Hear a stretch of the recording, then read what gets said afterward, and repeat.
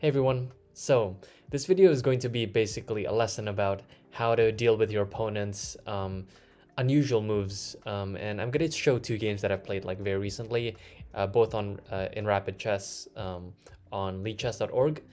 And yeah, I just wanted to give this kind of interesting tidbit of wisdom that I hope that you can use in your own games, where basically what happens if our opponent deviates from theory that we know, how can we still use the principles that we know of and like things of that specific opening that we already understand to our advantage and, not fall under the pressure of our opponent's weird moves. So yeah, first game here, I played it like just 10 minutes ago, and I played against this 2400, and I opened up with e4. And here's one with the Caro-Kann, c6, d4, d5, and my trusty e5 advanced variation. Bishop f5, knight f3, so this is also standard. Black plays e6, bishop e2, and from this position, black has many different setups.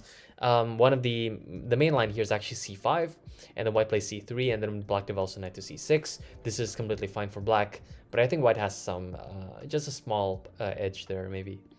Not theoretical, but just practical edge. Also, there's another system that occurs after knight e7. Also, it can transpose after knight d7. Doesn't really matter which knight goes to there, but with knight e7, white normally castles here, and black can play c5 immediately, which is one of the points of knight e7 to defend the center. But additionally, with the main line here is actually to play something like knight d7. And I don't really want to go into much of the theory, but I just want to show you how a lot of the ideas can kind of direct the way for future play. So yeah, after, for example, knight d7, black intends to break in the center with c5 eventually, but they want to prepare it first with moves like queen c7 and maybe c5. And so here, a typical maneuver that white plays is knight bd2. So if you're starting this opening, you might think, why don't I just play c4? But it turns out that black is completely fine after c4 because they can just first off take and then play knight b6 followed by knight d5. That's one of the main problems. Additionally, like c4, when black center is completely solid like this, doesn't like put any pressure on black whatsoever. So they could just ignore it actually. So in that sense, white normally plays knight bd2, and here black plays h6. So this is the main line. And after knight b3, just still preventing c5 and opening up the bishop's path, black can play g5 here. And if you're looking at this for the first time, you might think that this is like super strange. Black is not developing, they're just moving pawns up the board. But the idea is that they want to develop the bishop to g7. And in this typical French defense pawn structure, black has two breaks to go for. They can either go for c5 to break the center or go for f6. And so in the main line, which is knight e1, black plays like queen c7. And then the reason that like knight d1 is played is also to liberate this f pawn to move forward, and additionally it can move to d3 so that it prevents c5 immediately. And so after b6, we can see that both sides are playing very logical in that black tries to play for c5 and white is going to do everything in their power to prevent it. So bishop e3 here. And after bishop g7, a typical way to undermine this pawn structure is to play the move f4. And so I want to stop the delving into theory here and just show that basically these are a lot of the ideas from both sides. That black can generally try to push h6 g5, develop the bishop here, and eventually try to advance on the queen side here with c5. Meanwhile, white, against this pawn structure of h6 g5, will typically move the knight back to e1 and then go for f4. We see that it really puts a lot of pressure on black's structure here. And also the knight from e1 can go to d3 so that it controls c5, and also we see that the bishop's eye is opened. So also as a side note, instead of knight e1 here, which is the main line, I recommend the move a4 in my video that I will link up here on the advanced Caro-Kann. So basically we see a couple of ideas in this opening that I'm just trying to remember if my opponent goes for these lines. But instead they play the move bishop e7, which is already strange to begin with. And yeah, already here I just thought that, okay, what should I do? Is there any immediate drawback of this move? So we can see that the knight actually is not able to go to e7 anymore. But what's the idea behind bishop e7? I was thinking, okay, actually, they may just not be thinking about development for now, and they might just want to push this pawn h5, h4, where actually this bishop may be supporting that pawn. But I was thinking just principally, this can't be good in that most of the theory surrounds, yeah, you know, all of these development with the knight to e7, knight to d7, h6, g5 as we saw earlier. So this setup with bishop e7 and then maybe advancing the pawn cannot be good. And so even if you don't see the immediate way to take advantage of it, you should just play principally. So here I just castled because I know that I'm going to do that anyways. And I'm not afraid of like h5, h4 trying to go for an attack on my king, because realistically there shouldn't be anything, because white has played like principal chess and there should be no reason why white is any worse. And so here h5, yeah, so that's the idea that white goes for. And so here I was thinking of a couple of ways to develop. Like I could play rook e1 here, which is logical to defend the center. But then again, I remember that in many of the positions, like in the main line that we saw before, white keeps the rook on f1, so that in case black ever pushes g5, we can always like push f4. And so I thought that I should have moved this rook first to e1. I should just play the move knight bd2. Very logical. I want to move the knight to b3 with a lot of similar ideas of preventing the break with c5. And then so here, black again plays a strange move, g5. The idea is very logical, that they just want to go for the attack. But remember that we didn't do anything wrong per se, and so we shouldn't be punished immediately out of the opening like this. And so white can just continue development with knight b3. And so, okay, let's say instead of knight b3 here, already if we play a move like c4, which isn't in the spirit of the position, yeah, like c4 doesn't really do anything besides weaken white's pawns, like pawn center, because in the future, maybe if black ever plays c5, we may even want to defend it with c3, let's say. So yeah, playing a move like c4 here is very committal, and if there's no immediate tactical like breakthrough, I don't think that there's a reason for us to go for something like c4 here, especially when black center is like completely like solid here. So knight b3, g4, and so here there's a decision, right, to be made. Should I move the knight back to d2, like back to here, or back to e1? And so remembering the previous position, I know that knight to e1 is a typical maneuver in this opening where the knight can go to d3. And so now my opponent plays knight d7. And so here they are perhaps preparing c5, and I was already considering one of two moves here. I can play the move bishop e3. I can play also f3 to try to undermine this pawn kind of structure here, and open up the f file, you know, where I can hopefully try to create some pressure here. Or I can play the typical maneuver here with knight d3. Now I thought that there's also additionally, like when I played this game, I also thought of the move f4, but f4 really closes the position, and already I don't think that white can take advantage of the weakening of this pawn structure on the queen side here anymore, or on the king side, sorry. So f4 is a really committal move that removes all of the tension for the position and cannot be good in that sense. And so here I thought f3. So immediately there's a threat to take on g4 and just win a pawn. And black cannot play a move like knight h6 because I will simply take, and after rook takes, g takes here, f takes g4, and black loses a pawn and opens up the f file, which is like the main purpose of this exchange.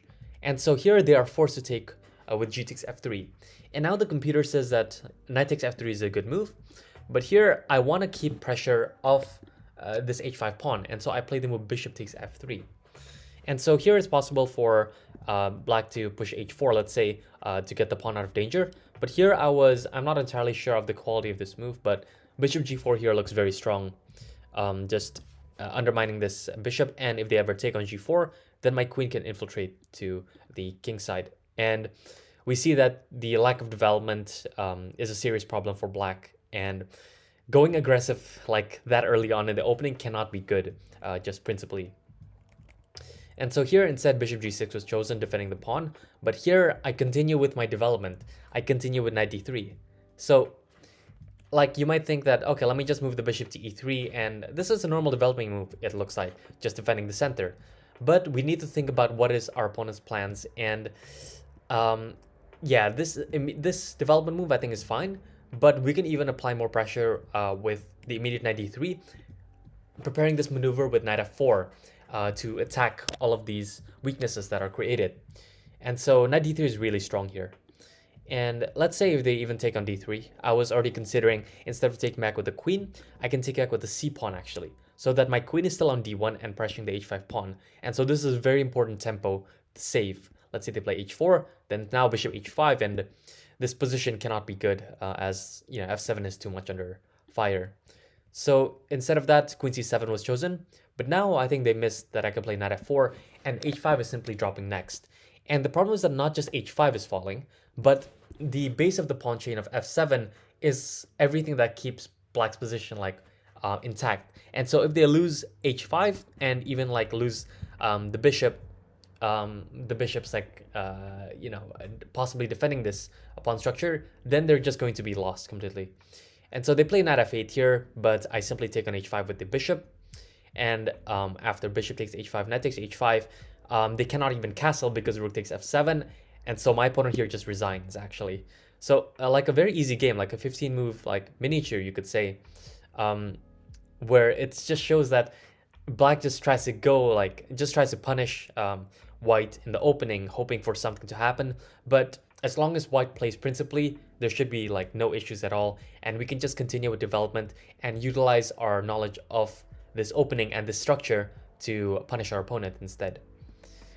Okay, so the second game is kind of a tragic one. So I played this game yesterday, and I started with 1e4. After d6, I expected my opponent to go to the Philidor defense, and after d4, knight f6 first, knight c3.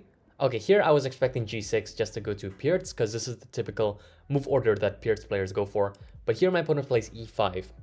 And we all know that the exchange of queens as a result of this takes is really nothing that white can hope for. And so knight f3 is the best move.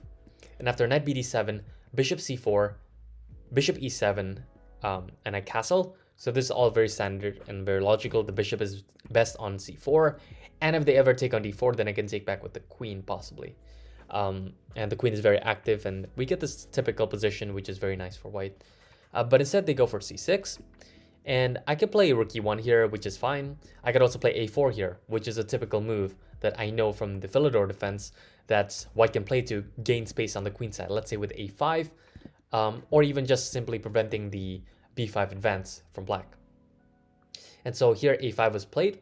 I play rook e1, very logical, just putting the rook to the center of the board, and also clearing the f1 square possibly for the bishop. And so here, queen c7. And now I was sort of suspecting black to castle next after I play a useful move h3, but then they play h6. And I realized that what they're trying to do, they're trying to go for this so-called black lion setup that Ginger GM is famous for. The idea is to go for g5, and then bring the knight from f to f8 to g6, and then possibly to f4, and continue with this kingside onslaught with h5, g4 possibly. And so here I react very poorly. I thought that there is a possibility of this bishop, if I ever want to push this d5 advance, then maybe knight b6 would be annoying because my bishop would be hit. And so I started seeing ghosts here. But clearly black does not want to put the knight on b6 because it prevents the b pawn from being able to step forward and bishop e7 next. And so here I play bishop a2, which in itself really should be considered dubious, not even interesting with the exclamation mark, question mark, because the bishop is actually very useful. As I said before, when the rook comes to e1, the bishop can drop back to f1 because it can provide some additional support to the king side, and it can even redeploy back to c4, let's say. Meanwhile, on a2, it just blocks the rook's path, possibly with the rook's lift up to a3, to defend the third rank. And it really is not a useful move. And already here I start to stray away from the correct path. I think that the computer still considers white as better, but in the future considers that they should just play bishop back to c4, admit their mistake, and continue with normal development, even though they're going to lose 2 tempi. This position is still good for white.